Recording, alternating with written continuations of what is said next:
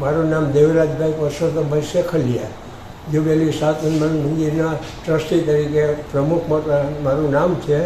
અને આ 73મી સપ્તાહ છે. દર વર્ષે ભાગવત સપ્તાહ રામાયણ અગર દેવી ભાગવત રાખવામાં આવે છે. અને શનિ જયંતિના બીજા દિવસે 8 થી 10,000 માણસોનું જમણવાર કરવામાં આવે છે. આ 73મી સપ્તાહ છે. જુબેલી સાત હનુમાનજી મંદિરમાં દેવી ભાગવત સપ્તાહ તારીખ 4/4 શરૂ થઈ અને હનુમાન જયંતિ 12/4ને સાંજે પૂર્ણાવતી છે. સવારે 4/4 સવારે 9 વાગે પહોંચી યાત્રા અને હનુમાન જયંતિના દિવસે સાંજે 5 વાગે પૂર્ણાવતી. અને હનુમાનજી મંદિરે હનુમાનજીના બીજા દિવસે બટુક ભોજન રાખવામાં આવેલ છે.